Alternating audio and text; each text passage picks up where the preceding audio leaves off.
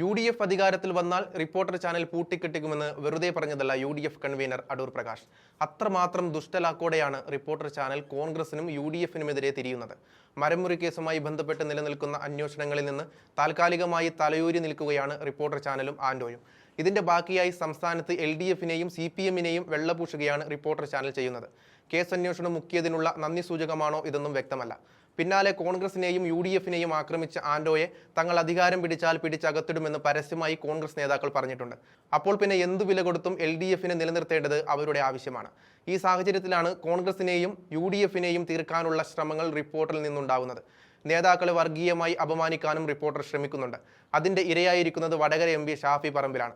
തൊട്ടുപിന്നാലെ വടകര MPക്കെതിരെ വർഗീയ പരാമർശം നടത്തിയെന്നാരോപിച്ച് റിപ്പോർട്ടർ TV മാനേജിംഗ് ഡയറക്ടർ ആൻഡോ അഗസ്റ്റിനെതിരെ DGPക്ക് പരാതി നൽകിയിരിക്കുകയാണ്. ഷാഫി പറമ്പിൽ വർഗീയ ധ്രുവീകരണം ലക്ഷ്യമിട്ട് തെരഞ്ഞെടുപ്പ് പ്രചാരണം നടത്തിയെന്ന ചാനൽ ചർച്ചയിലെ പരാമർശത്തിനെതിരെ യൂത്ത് കോൺഗ്രസ് സംസ്ഥാന ജനറൽ സെക്രട്ടറി VP ദുൽഫീഖിലാണ് പരാതി നൽകിയിരിക്കുന്നത്. ഷാഫി പറമ്പിലെത്തുന്ന മണ്ഡലങ്ങളിലെല്ലാം മുസ്ലിം ഏകീകരണം നടക്കുന്നുവെന്നും ഇതിന് മറുപടിയായി ഹിന്ദു വോട്ടുകളുടെ ധ്രുവീകരണം ഉണ്ടാകുന്നുവെന്നുമായിരുന്നു ആൻഡോ അഗസ്റ്റിന്റെ ആരോപണം. ഈ പ്രസ്താവന വ്യക്തിഹത്യയാണെന്നും സമൂഹത്തിൽ മതപരമായ ചേരിതിരിവുണ്ടാക്കാൻ ലക്ഷ്യമിട്ടുള്ളതാണെന്നും പരാതിയിൽ ചൂണ്ടിക്കാണിക്കുന്നുണ്ട്. സംഭവത്തിൽ ആൻഡോ അഗസ്റ്റിനെതിരെ കേസെടുക്കണമെന്നാണ് യൂത്ത് കോൺഗ്രസിന്റെ ആവശ്യം. പാലക്കാട് ജില്ലാ പോലീസ് മേധാവിക്കും പരാതി നൽകിയിട്ടുണ്ട്. ആൻഡോയുടെ പരാമർശം കേരളത്തിൽ മതസ്പർദ്ധ ഉണ്ടാക്കാൻ സാധ്യതയുണ്ടെന്നും പരാതിയിൽ പറയുന്നുണ്ട്.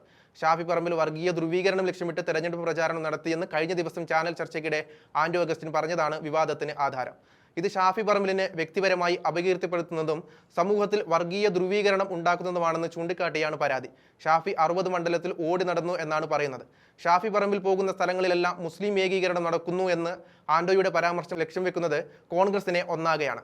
ആൻഡോയുടെ പരാമർശം കേരളത്തിൽ മതസ്പർദ്ധ ഉണ്ടാക്കാൻ സാധ്യതയുണ്ടെന്നും പരാതിയിൽ പറയുന്നുണ്ട്. ടെലിവിഷൻ ചർച്ചയ്ക്കിടെയാണ് വർഗീയ പരാമർശം നടത്തിയത്. ചാനലിനെതിരെയും MDക്കെതിരെയും കേസെടുക്കണമെന്ന് പ്രമോദ് പരാതിയിൽ ആവശ്യപ്പെടുന്നുണ്ട്. കോൺഗ്രസ് നേതാവ് രാഹുൽ ഗാന്ധിക്കെതിരെ വസ്തുതാവിരുദ്ധമായ പരാമർശങ്ങൾ നടത്തിയെന്നാരോപിച്ച് മുമ്പ് റിപ്പോർട്ടർ ചാനൽ പാർട്ടി ബഹിഷ്കരിച്ചിരുന്നു. 2023 നവംബർ 29 ചാനലിലെ മീറ്റ് എഡിറ്റേഴ്സ് പരിപാടിയിൽ രാഹുൽ ഗാന്ധി MPക്കെതിരെ നടത്തിയ പരാമർശങ്ങളുടെ പേരിലായിരുന്നു ആദ്യ ബഹിഷ്കരണം. പിന്നീട് സുധാകരൻ KPCC അധ്യക്ഷനായിരിക്കെ 2025 ജനുവരിയിൽ റിപ്പോർട്ടർ ചാനലിനെ ഔദ്യോഗികമായി ബഹിഷ്കരിച്ചിരുന്നു. ഇതുമായി ബന്ധപ്പെട്ട് KPCC ഔദ്യോഗിക പത്രക്കുറിപ്പിറക്കുകയും ചെയ്തു. റിപ്പോർട്ടർ ചാനലിന്റെ കോൺഗ്രസ് വിരുദ്ധ വർഗീയ പ്രചാരണങ്ങളെ തുടർന്നായിരുന്നു ബഹിഷ്കരണം.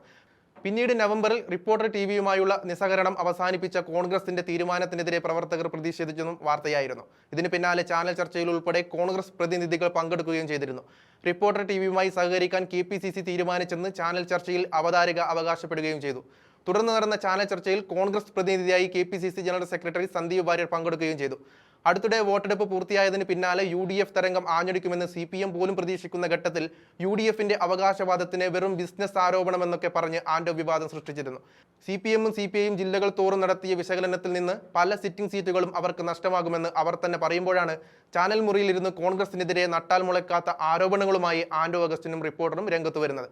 മെയ് 4 UDF ജയിക്കുന്ന മുഹൂർത്തത്തിൽ ആദ്യത്തെ അറസ്റ്റ് ചിലപ്പോൾ ആൻഡോയുടേതായിരിക്കുമെന്ന് കോൺഗ്രസ് സൈബർ ഇടങ്ങളും ചൂണ്ടിക്കാണിക്കുന്നുണ്ട്.